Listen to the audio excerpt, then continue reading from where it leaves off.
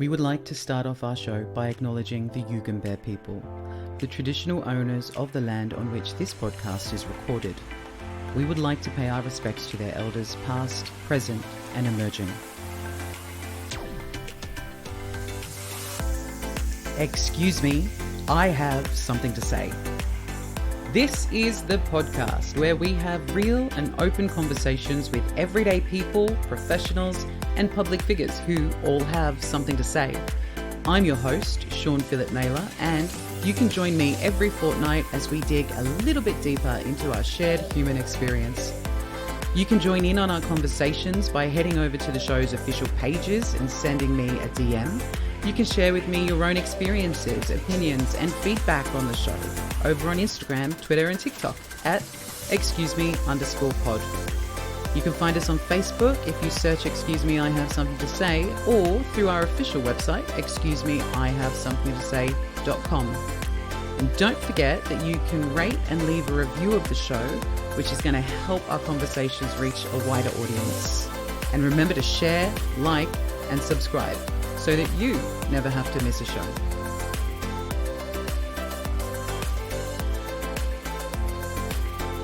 Well, hello you lovely lot. Welcome back to the show and a big thank you for tuning in this week. It is episode 2 of season 3 and we've got a great show in store for you guys today. If anyone is listening to the show for the first time, I'd like to say a big hello and welcome and a huge thank you for taking a chance on our little show and choosing to share some of your day with us. To our awesome returning listeners, sup? Thank you for coming back. This week on the show, I'm excited to welcome back a returning guest and a very good friend of mine, Amy Lucivero. You guys will remember Amy from season 1's episode on nutrition and season 2's witchy Halloween special. This time though, Amy is here to talk about something that's incredibly important to her and which should really be important to all of us. Today we're talking about self-care. Hi Amy, welcome back to the show. Hey. How are you? Thanks for having me again. I feel like a celebrity on episode 3. I know, I love it. You are officially the first guest to feature on all 3 seasons of Excuse Me. So I'm thinking I might have to start putting your name in the opening credits with mine. What do you reckon? I'm so excited. I love it. Okay, so we are going to talk a little bit about self-care. Sorry. I'm going to start us off with a definition, which it occurred to me, I've never actually looked up, I guess, official definition of self-care. So I was like, where do I start on this? Because I could tell you a million and one things that I do for self-care. But self-care has been defined as a multi-dimensional, multifaceted process of purposeful engagement in strategies that promote healthy functioning and enhance well-being. Essentially, the term describes a conscious act that a person takes in order to promote their own physical, mental, and emotional health. The key word in that is conscious, right? You can do a million actions a day autonomously. And I think when you make a conscious decision to do something to enhance your personal well-being, that's what self-care is all about. When do you think self-care became that moment of, what I'm trying to say, it became less of a selfish thing and more of a mental health and mental well-being thing? Because I remember like when I was little, people would take time for themselves and I didn't really consider it to be self-care, but it was almost like self-care was riddled with this guilt, like you shouldn't be doing it, you should be doing something else, you should be, doing anything else other than looking after yourself, essentially. I think, it's always been there. And I do think that, especially at the beginning of our lifetime anyway, with that generation above us, I don't think it's really become present in today's society until maybe the last 10 years or so, when it's really been a focus and something that people are now aware of. I think especially with COVID in the last 2 years as well, it's really come to the forefront of everyone's mind, because you really do need to look after yourself. No one else is out there looking after you. You have to do it yourself. Like I think about our parents and like they do things, but I don't know if they do it specifically for self-care. Such as? What's an example? I mean, like my parents go away on holidays and things like that, but it's more, I don't know if they do it with the intention of relaxation and rejuvenation, all of those things. It's like, oh, we can, so we will. Yeah. Whereas sometimes you should make that decision and be like, okay, I want this particular type of holiday because it's going to serve my mental state right now. I mean, for me, when you talk about self-care, I think of like workplaces introducing mental health days, a lot more conversations that happen now around mental health. I guess I put that towards self-care. And I don't necessarily think like, let's say right now, as we have this conversation, my glass of wine comes into frame, and a glass of wine after a long day at work, sitting down to do something I enjoy, which is podcasting, is that self-care? I mean, I guess it could be. Does it make you feel happy? Yes, most of the time. Usually, if I've had too much, I don't feel happy the next day. Because I think that's the key. And it comes back to that conscious versus autonomous actions. You know, if you, like for me, a cup of tea, it can take 2 minutes to make a cup of tea. But if you actually sit and let the tea steep and, you know, do the whole process and make it into an act of self-care where you're being mindful of what you're doing and the reason behind it, that's what makes it different to an autonomous behavior. So in my, I feel bad calling it research because it wasn't really much research, but in my preparation for the conversation, it was highlighted to me that there are different types of self-care. So there's physical, social, mental, spiritual, emotional, and they're the top, or I mean, they're the five that were highlighted to me, but obviously there must be others. One of the things on one of the websites I was looking at was questions to ask yourself in relation to each of those different types of self-care. So for example, physical self-care, you know, the questions that you can ask yourself are you getting adequate sleep? Is your diet fueling your body well? Are you taking charge of your health? Are you getting enough exercise? So if we were to put that into a snapshot of self-care, I'm pretty much going to say no to all of those things. I'm not getting enough adequate sleep. My diet is not fueling my body well because at the minute, I guess, let's just say I'm eating my feelings and I'm having a lot of feelings. Am I taking charge of my health? No. And am I getting enough exercise? Definitely not. Yeah. But then I guess it kind of comes down to, am I aware of those things that I'm not doing them? And I am. But to be honest, other than, I guess, sleep and fueling your body with the right diet, the other two, like getting exercise, to me, I understand the importance behind it. I understand the self-care behind it. But for me, exercise is a chore. I'm not one of those people that like does it. I know they say it releases endorphins, but I'm sure that's a lie. For me, I think I always consider my self-care more mental, emotional, and spiritual. The other point that they made on here was social. And I found that really interesting to look at the questions that they ask, because it says, are you getting enough face-to-face time with your friends? And what are you doing to nurture your relationships with your friends and family? And for me, just talking for me, most of my really close friends all live overseas, and I don't get face-to-face time with them. And I think, you know, I don't even talk to them as much as I probably should, or at least used to. And I think going through these past 2 years of pandemic, I guess I've never felt the urge to go home more to England and be with my friends, like my chosen family and the family I have over there as well. That pull has never been as strong as it is now. And I think that's a real, I guess, I was going to say draw card. That's not what I'm looking for, but a direct link to having all these lockdowns, having everything that's happened with the pandemic, feeling so far away, that I think it's really highlighted that in terms of social self-care, I'm not doing very well at all, which makes me happy that you and I are going to go for a face-to-face drink tomorrow. So that is Sure. nice. I want to backtrack back to the physical health point as well. And something I've learned in my years of life, because like, as a kid, most people are active, right? Like we're always running around and doing something crazy. And then you graduate high school and you start working, and all of a sudden your free time diminishes. a lot. And I mean, my background in physical health, I've only really been going to the gym for the last 5 or 6 years, maybe 4 years consistently, and very sporadically before that. But before the gym, my passion was dancing. I did ballroom and Latin dancing for about 10, 12 years. And I came to And to me, one that with you. yes, you did. But I feel like that's like a hidden exercise, right? So like if you find something that you genuinely love and that you're passionate about, physical health or like exercise comes easier. But when do we give ourselves the time to try new things, to go to find a new passion? That's exactly So right. it's important that we exercise doesn't just have to be at the gym. It can be elsewhere.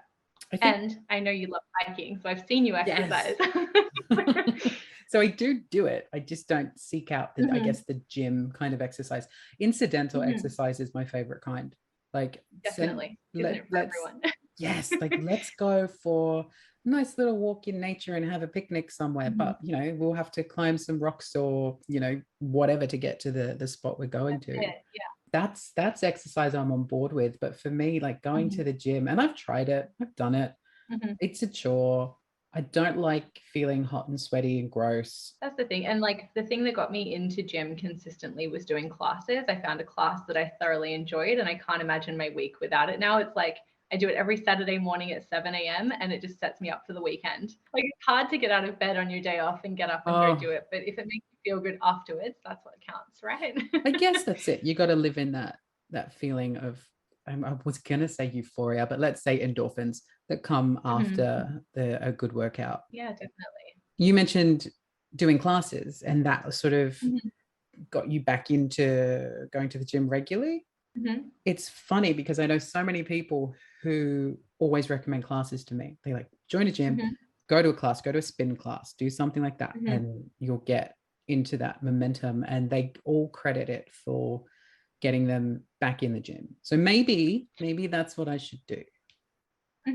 There's like, it comes down to decision fatigue and lack of guidance as well. Like if you walk into a gym and you don't have a really clear plan of what you're going to do, it's going to be really overwhelming really quickly. Whereas if you rock up to a class, all you have to do is get there and then someone else tells you what to do for the rest of the time. And it kind of takes out the hard work, the hard mental work. I'm in. I'm in because the hard mental work being taken out is a great thing because mental self-care is also one of the topics that we mentioned. So questions to ask yourself around mental health care. Are you making enough time for activities that mentally stimulate you? Are you doing proactive things to help you stay mentally healthy? Again, I feel like I neglect my self-care, and it's funny because I'm the first one to tell everybody to go and look after themselves and take a moment and take a day, or have a mental health day, do what you need to do to make you feel good. And then I realize I don't.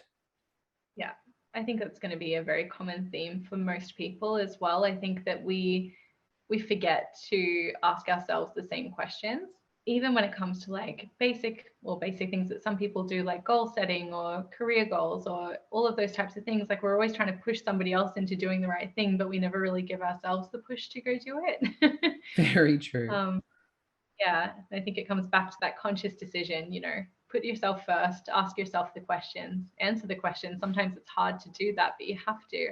So what does self-care look like for you? Like how does Amy unwind and get back to feeling like Amy? This is a great example of not practicing what you preach. I I am someone who really, really struggles to take downtime guilt-free. If I'm sitting down and not doing something, I feel terribly guilty because there are things that I could be doing. So self-care for me is actually allocating time, because if I like set a date and time with myself, type A personality here. But if I set a date and a time and I'm like, between this hour and this hour, I'm going to turn off my phone, not be on TikTok, not be on Instagram, and actually just relax and, enjoy nature or go for a walk with headphones on, listening to a podcast or music that makes me happy, light a candle, have a cup of tea. Those types of things are really self-care-ish to me, but it really does have to be a mental decision and dedication to do it because I struggle. I understand that. Yeah, I think self-care looks different to everybody, and it really depends on what you need at the time. I know that for some people it would just be, like a 5-minute meditation or something because it's all they have time for. So I think it's just important to ask yourself what you need at the moment, or what you need this week or this month, to make yourself feel top priority. I think it's also important, like particularly like you and I, we're married, not to each other, to our beautiful husbands, but we're married, and there's a million, billion, trillion people out there who are in relationships or in situations where you're not necessarily given time to yourself. And I think we need to be able to be confident and comfortable enough to be able to say to those around us, whoever it might be, if it's your significant other, if it's your parents, if it's a roommate, if it's your friends, whatever, that, you know, hey, I'm going to need this space, or I'm going to need this time, and you know, I just need to look after myself for a minute. And I think you would know that it's been quite a tough past, let's say, 9 months in my household, and I haven't allowed myself to go, okay, this is what I need this time for me, because you know, my husband's been going through a lot of things, and I guess I live in that also kind of like that guilt level where I'm like, what he's going through is so much more than what I have to complain about. So it's, you know, I don't feel right saying, okay, I'm going to need a day to myself. And in turn from that, I've really, this past year or so, I've really neglected myself and looking out for myself. At the same time, you know, don't get me wrong, it's not that bad. Like, I've been a incredibly supportive husband, and I feel like I've ticked some boxes there. Like, I've done a good job, and, you know, to me, he comes first. He always will. Yeah. But then at the same time, I still have to be able to put myself first. There was a quote I read a couple of days ago, and I thought about putting it into the show somewhere. Now I can't remember the quote because, you know, I didn't write it down. But it was something along the lines of, the most important relationship that you will ever have in your life is the relationship that you have with yourself. And 100%. yeah, it's like one of those sort of, you can't love anybody else until you love yourself kind of quotes. But the way it was worded was very articulate and concise, and it really made me go, you know what, that's absolutely right. Like, you know, Very true. relationships come and go, people come and go. The one certainty that we all have in this life is that we're all, you know, none of us are getting out alive. So if you can't love yourself and treat yourself with kindness and the respect and everything else that you think everybody else deserves, then what are you really doing? 100%. I was just having that same conversation with a really close friend of mine the other week, who was going through a really hard time. And as he was explaining the situation to me, I was like, that quote is so true. Like, it's such a Pinteresty quote, but it is like, if you don't give yourself the care and love and support that you need as an individual, it's not up to anyone else to provide that for you. And if you're not getting it from yourself, you can't really give it to anyone else wholeheartedly. You do have to look after yourself first, because if you're tired and run down, what type of care are you providing to others? Exactly. And, you know, in the past, probably, let's say, probably since the end of January, it was really actually since I started getting season 3 of the podcast up and running, I've been able to turn to Benny and say, okay, I'm doing this now. And to which I don't know what I was thinking he was going to do before. Like, is he going to be some sort of ogre? No. But to my surprise, he's like, yeah, okay, that's what you need. I'm like, why didn't I communicate this sooner? What's my problem? I'm in a very similar situation as you as well. My husband's been going through a hell of a last 3 years. They've lost a family member and a family pet, and he's been separated from his family due to COVID. And it's taken such a huge toll on him. And it's funny that, like, you bring this up as well, because, like, to me, my way of providing care to him is always being with him. I'm like, what do you need? Like, what can I do for you? And he's like, I actually just need space. Okay, fine. Like, I'll go do my own thing. But, like, yeah, it's just funny because we all need different things at different times. So you kind of need to be aware of what you need and give it to yourself. Now, you made mention earlier when you and I were before the show, you made mention of really pinpointing the difference between self-care and something else. Let's take a look at that. Self-maintenance. Yeah. So in my research, which was mainly online and through YouTube, through the people that I've been following for a long time as well, who usually do self-care videos, there's a lot of things that fall under self-care that are truly self-maintenance. And I think that we need to separate self-maintenance from self-care. And again, this could be on a spectrum. It could look different for everybody. But I think self-maintenance are like those bare minimum things that we need to do to survive as a human being. So eating and drinking, for example, like anyone could eat McDonald's and drink Coke, but is it really nourishing your body? So I think like that's a great example between the difference of one's a necessity and then one's a conscious decision of doing something good for yourself. How do you feel about that? Well, let me just say, as I'm getting older, I require more self-maintenance. Like the roots have to be dyed like every couple of weeks now. It's crazy. Don't get old, people. Don't get old. So, but no, I get what you're saying. Like, I think it comes back down to what you were saying at the start of the show, at the top of the show, was that, you know, it's about making a particular choice or a decision. So yeah, sure, you could eat the junk food, but is that going to serve you physically, mentally, or spiritually, all of those things, the points that we mentioned earlier on? If you're going to go and get a big greasy burger from the local burger chain, how is that going to impact and support your self-care? Like, and this is something that I don't often talk about, but years and years and years ago, when I was 18 and I just came out, there was a lot of pressure and issues and, you know, a lot of my own mental stuff. And for a very brief moment in time, I went down the binge and purge section of the eating disorder spectrum, in which I felt I was losing weight and I was told, you know, how great I looked. And I felt like, I guess I was living for that praise. And on a couple, very toxic. But the problem is with that, just on a side note, is that the people who were saying these things, it wasn't coming from a toxic place. It was me taking it in and going, ha, ha, ha, how can I get more of this? But yeah, I totally can relate to that sort of thing. Like, sure, a celery stick might not make you feel as good as a greasy burger does straight away, but the regret against the purge, it's not healthy in any which way, shape, or form.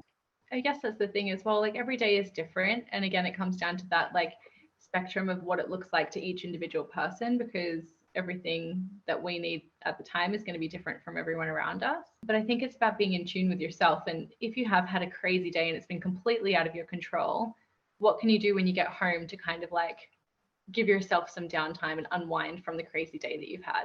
Sometimes it's as easy as jumping in the shower. Sometimes it takes more than that, but it changes from day to day. And it's funny you mentioned that story, because 3.5 years ago, when me and my husband decided to go plant-based, I wasn't expecting him to say yes to that journey. I was expecting him to say hell no. But I told him, I was like, I don't ever want you to feel guilty about eating anything. Like if you feel like you want something because it's going to make you happy, please go for it. Like I'm not here to be a strict teacher telling you yes or no, you can't eat that. I want you to do what's going to make you happy. And he's been so good and so supportive. And it's like his parents are just here now from Canada, and she was like, let me cook for you. And I was like, no, like I really love cooking, like let me show you. And she's like, you're going to teach me? And I'm like, yes, like I'm so excited to share this with you, because they've seen how well we're doing, and they don't want to interrupt, but they want to take it on and take it home with them, which is really so they don't eat a plant-based diet at the moment, or they do? No, his dad does kind of, but I mean, we've all grown up Italian, like everything revolves around processed meat and cheese. So it's a big shift. So it's going to be really interesting. They've gone out for dinner with my parents tonight, so I haven't actually been able to cook for them yet, but it's something I'm really looking forward to sharing with them. I think it's going to be really exciting. And that in itself is an act of, I want to say it's an act of self-care, because, you know, you're taking time for your in-laws and with your in-laws. And at the same time, you're doing something you love, you're imparting wisdom, you're sharing that. It's, you know, opportunity for growth for all parties. To me, that sounds like it falls in the spectrum of self-care. I think so too. So Amy, you mentioned earlier that about obviously the topic is self-care, but you mentioned about self-maintenance. Is there anything else you've got in your little bag of tricks? I would love to give you my version of the definitions between the two and how they differ. So for self-care, I've got providing needs. So if you think about caring for somebody else, what type of things would you do for them, and what type of questions would you ask them to find out what type of care that they were requiring? And then I've got self-maintenance down as the preserving your current condition, which I think is an interesting one. It comes back to those bare basics again, like what do you do on a daily basis that keep you how you are now, but not necessarily improving? That's an interesting way to look at it. I like that. Hmm. Preserving the And way you are then now. And then self-love, which self-love. This is is, what I'm on board with. oh, it's something I don't think any of us do enough. And I was discussing these topics with my husband a couple of days ago in preparation for tonight. And I was like, when was the last time you told yourself you loved yourself? And he was Oh, like, that kind I of don't think I've self-love. ever done that. Yeah. Not the other kind of self-love. I mean, like, when was the last time that many of us have like looked in a mirror and been like, okay, I actually look all right today, and like congratulated yourself for doing something hard or something you really didn't want to do, but you did it and it turned out okay. Like, do we ever take the time to celebrate those small wins with ourselves? Like, I guess I have more, not self-hatred, that's too dark. So I'm too more self-critical than I Mm-hmm. am, as opposed to self-love and saying, you know what? You've actually, you've done good, Mm-hmm. kid. Like, Yeah. a friend of mine and a friend of the show, Rochelle Lindquist, she, Mm-hmm.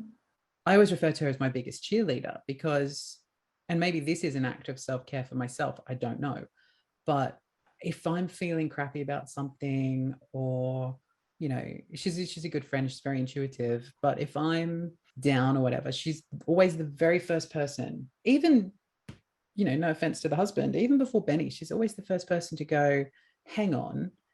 And she does it for him as well, where she's like, this is what you've done, this is what you've Mm-hmm. been through, or this is what you've achieved. Or she's really good at highlighting everybody's successes and really praising that and playing to that and Mm-hmm. making you feel really, really good about yourself. But then, when the Yeah. call is over, you forget.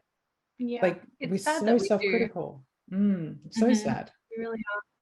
It's so important having those people in your lives too. Like, unfortunately, with my work, we've had a lot of staff changeover in the time that I've been there. And some of the people that have left were truly the biggest cheerleaders I've ever had in my life. And it's nice knowing that they've left and I still have that person. It's just unfortunate that I don't get that little cheer every day because I Yeah. really miss it. But it's so important to have those people that you can go to when you've got something going on, and they're always going to build you up. Sometimes, like, if it's been a really rough time of it, or I'm getting really, snappy, and the husband can identify that, Shaun probably needs something right now. Mm-hmm. He's really good at, if he can't provide it, or he thinks he can't provide it, or maybe he's just that in tune with me that he just knows things intuitively, but he's like, you need to go see your mum, Mm-hmm. because she's such a positive energy in the world, and Yeah. she can make sense of any situation for you. And she's like Rochelle, she's a big, she's everybody's cheerleader. They, he can tell when I need some mum time, and he'll be like, Yeah. go see your mum. And I think that's really important to, and as you say, you have those people and those connections. And for me, a lot of those people and connections I left behind years ago when I moved here, and I've never been able to, not that I would replace them, but I've never been able to, I guess, meet people that I've connected with on that level, in the sense Mm-hmm. that, they were the people I met when I was going through the biggest change of my life, when I was coming out and coming to terms with who I was. And then these people were supporters, and a lot of them were in the same boat, and we became each other's family. And that, that kind of formative years, I've never had that here. So to Mm-hmm. have my mum here is really helpful when I'm needing some, some positivity and light. Mm-hmm. And guidance. Yeah. I think guidance is something that, especially over the last 2 years, I think a lot of people have been lacking, and it's so anxiety inducing. Mm-hmm. This whole 2 years has been anxiety inducing. And then now we have the Ukraine and Russia, and what will eventuate with Isn't it that. Like, really? ugh, petrol, it's Mm-hmm. just one thing after another. And it's so stressful. Definitely. It's so Mm-hmm. stressful. And we all forget to take a minute. And with everything going up in price too, that's sort of, one of my big self-care things. Well, you can tell me if this is self-care or self-maintenance, is, every now and again, when I'm feeling crappy and I'm feeling down and I'm feeling, pretty tough on myself, I'll go to a fancy salon and get my hair did.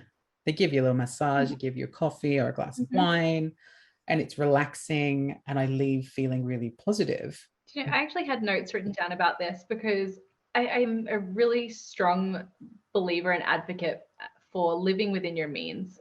So like not everyone can afford to go get their hair done, right? But the people that can, if you can afford to go and do that for yourself, and it doesn't have to be all the time, if it's like once every 3 to 6 months, totally self-care, like Yeah. it's a cross between maintenance and care for me, because like you can totally wash and dye your hair at home, but the experience at the salon is a million times better. Unless unless you have washed and dyed your hair at home and you're going for a color, then it's less it's less fun when you have to That's true. explain that you've used a box Actually, dye. recently I had the same hairdresser for about 13 years, maybe even longer than that. And recently she stopped doing hair. So I had to find a new hairdresser. And oh my gosh, I was so anxious because I was like, I've always colored my hair at home. Like they're going to be so angry at me. And they have been the most accommodating people. And actually, I follow them on Instagram. I found out that for people with severe social anxiety, they actually have private rooms that they can put people in for your That's whole so hair good. treatment. And I was like, how people? So salons are totally self-care. Going to the salon is expensive, and Oh, some so people can expensive. afford to do that every month. But like we're living off one income at the moment. I have to save for my salon trips, but like when you go, it's like really exciting and like pleasant. And that makes it nicer too. Like it makes it more special. Back to the different sections of self-care, I guess. There's an author who wrote a book called Best Self. He's a life coach. His name's Mike Bayer. I don't know how you pronounce his last name. But when it comes to self-care, he has 7 different areas. And how I've implemented them into my life is at the end of each month, I kind of do a check-in on myself and I rate these 7 areas on a scale of 1 to 10. And then I know what my focus is for the next month. I'm intrigued. Can I share that? Yes, Okay. please. So he calls the system his spheres, and it is an acronym. So social, personal, health, employment, relationships, education, and spiritual. So we've already talked about some. Something I want to talk about with you from this list that I think both of us have been through because we've worked together in the past is employment. Yes. What about employment? So self-care and employment, what do you think? Because just because you're in a job, right, doesn't mean you're necessarily happy in the job. Sometimes you have to hold the job because you need the income. But what have you noticed since our past employment experience that you've done that has made yourself feel better about going to work? Because that place wasn't terrible. Let's just say that's fine. I've noticed now that like something I didn't realize was important to me that has come up since being at my new place of employment is being able to express my personality, and not only being able to express my personality, but being celebrated for it. And I think that that was something that was really taken away then that I didn't realize had such a big impact on me until I had it in my life. Yeah, look, I think one of the biggest freedoms that happened for me, and I don't want to be that guy that talks about his hair again, but my entire it's life, true though, right? yeah, my entire life, I'd wanted long hair. Never sort of been ballsy enough to do it because I think society, the pressure I felt from society to, as a boy, you have short hair, but even as a gay man, I was like, oh, that's going to just be too feminine and I'll be judged for it in a different way. And then when we were working together, I wanted to grow it out several times. And there were very strict grooming guidelines. In later on, I found out that a guideline is a guideline and it doesn't have to be as rigid as certain people made it. But yeah, for me, that was the first thing. As soon as I left that job, I started to grow my hair out and actually started to really feel more like my true self. And I don't know if that was also just a part of, getting a little bit older and getting a little bit wiser and learning from some experiences that obviously had to happen through that position and that time of my life. But I certainly now feel more like me than I've ever felt. And when I do reflect and look back at the time in that job, I think the people make the place. And when we were there, for the majority of the time, it was incredible people and everybody had a great time and everybody had a great connection, or for the most part. And it really, I think that sort of makes you stay in a position, even if there are repressive aspects of something. You kind of can, you almost push it down and overlook it because, it's such a nice place and everybody here is so lovely and friendly. And we've got great friends from that place. We really do. And that Lifelong. Yeah, 100%. And to be fair, many of them have been on the show. So yeah, I think for me leaving, it was really about learning to I guess just accept it and be able to be myself. So when, for a little bit of context, when I left, for a little bit of context, go listen to the very first episode of the podcast because that clears it all up. But when I left, I was going through a really, really rough mental health stage of my life. Mhm. And, it was dark and it was bad and it was repressive and it was intentionally or not, it was fueled, those negative feelings were fueled by that position I held within that company. And I still, to this day, I still love that company. I think they're great.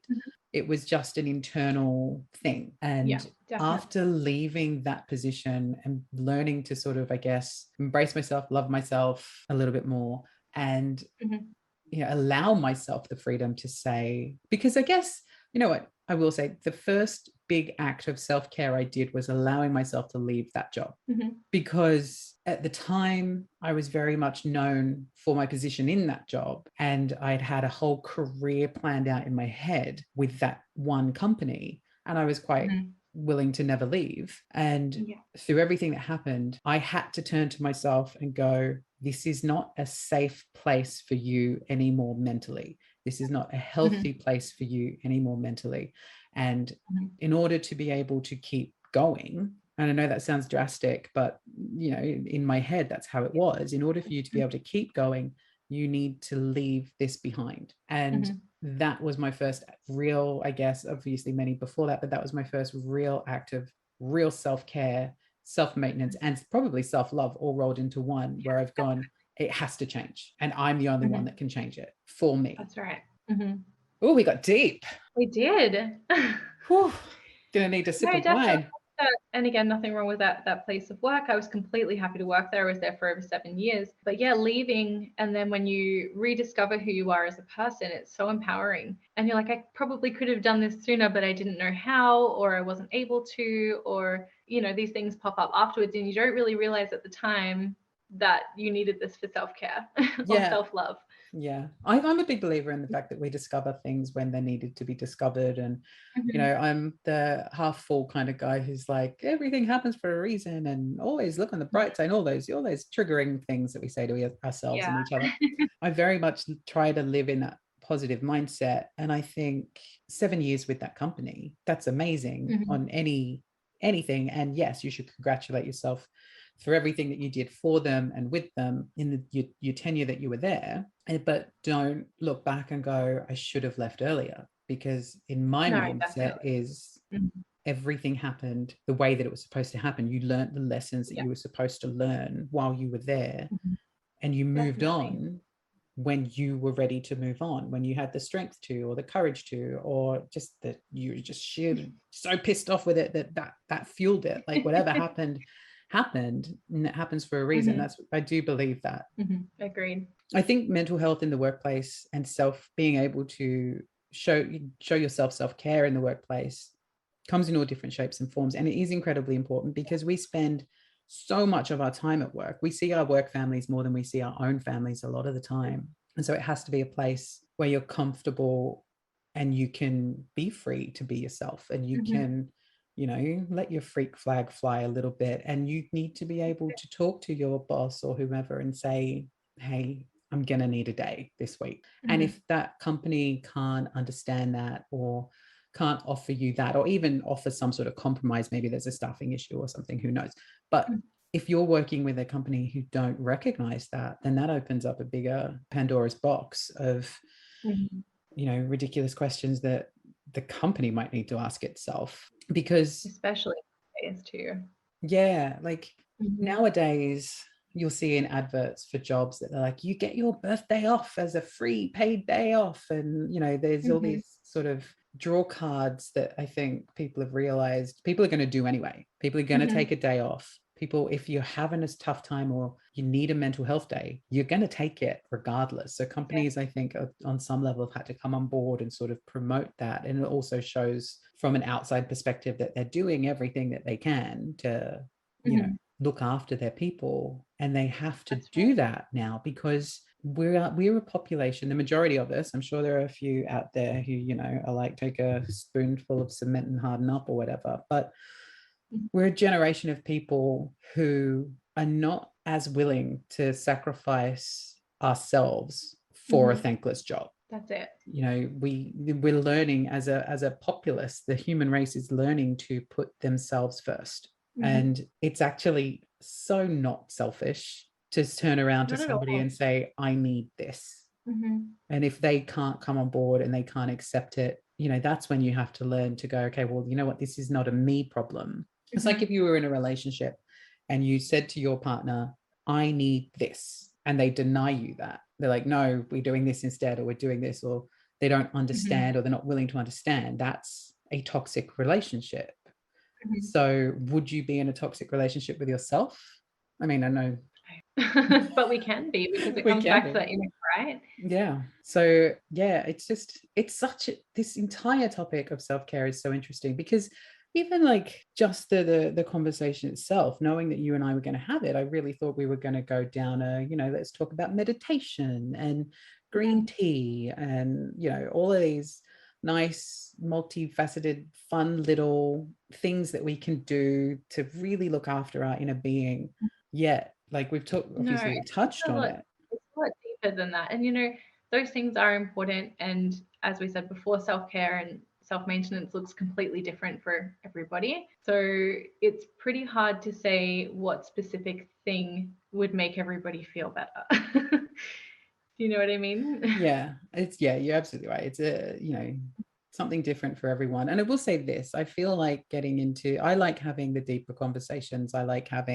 Sometimes I like having the awkward conversations or the uncomfortable conversations. And I really think that this has been on the spectrum of self-care for me, just, you know, venting, talking, reminiscing, having that FaceTime. And I know we're not physically with each other, but we can see each other, which helps.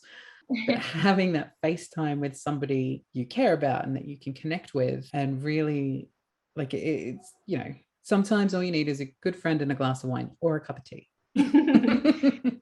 And I think, like, when you asked me to do this podcast with you and I put my hand up for this specific episode, I really wanted it to be more thought-provoking. And if we can encourage one person to ask themselves a question today of what do they need, I feel like we've done our job. Yeah, 100%. Let's wrap into the final thoughts of the conversation. Amy, what are you going to do this weekend which will fulfill your self-care, self-maintenance, and self-love? Oh, okay. Mm. Okay, so I, again, A-type personality over here. In my planner, so I've been doing the bullet journal method for about 7 years, I think now, which is a whole other topic. But basically, at the end of every week, I do like a personal check-in with my highlights, what I could have done better, and what my focus is for the week coming up. So that's kind of like my self-care-ish, because it's like an internal reflection again of like what I need to do for the week after. Self-maintenance, I am going to self-maintenance is a hard one for me because I kind of do everything and I don't really class it as self-care. So like Saturdays are like my big hair washing day, and I'll do a face mask and all of those types of niceties That that you is don't so do. self-care. So that's what I'll be doing on Saturday. And self-love, I guess, my sister is up from Melbourne this weekend. So we're going to be having a huge family dinner with my in-laws included. So I think that's going to be my self-love, because I'm going to be surrounding myself with my family, and that's my happy place. I love this. What about you? Nothing. I'm going to do nothing. Nothing. The episode's wasted. I know, right? I learned nothing from this. You're fired. No, you're not co-host anymore. No, I think for me, self-care this weekend, my weekend starts tomorrow night. So I'm going to go from there.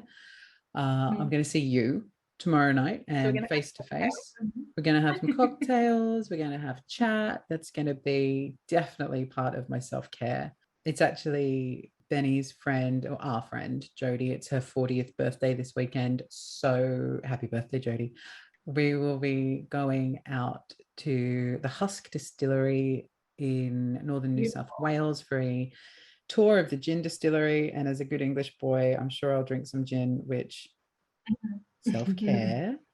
And then we're actually going to karaoke. So that's also self-care for me. Self-maintenance for me, I'm going to spend some time on myself. I think I'm going to be a bit like you and do probably Mhm. Sunday for me. I'll do a face mask and wash my hair and set myself up mentally for another week at work. And in terms of self-love, I'm actually going to, you know what, my self-love, I'm going to look back at the week and I'm going to tell myself the things I did well. I'm going to take a leaf out of your book and maybe be a little bit more reflective and, you Mhm. know, congratulate myself for moving stock around today and reorganizing things. And yeah, that's You'll it. start That's Monday and you'll be like, I'm a new man. Yeah. And then Tuesday will come and I'll be like, who was that guy? We should do that again next week. Yeah. I love it. Amy, thank you so much for spending the time with me tonight and coming on the show once again. I know the listeners love you, so thank you. Thanks for having me. This has been a great conversation. So excited to do this with you. Yeah, I wonder what the edit's going to be like. How much will they cut out? How brave am I going to be? Thank you, Amy. Love your guts, and I'll see you tomorrow night. Yes, I'm so excited. We'll see you tomorrow.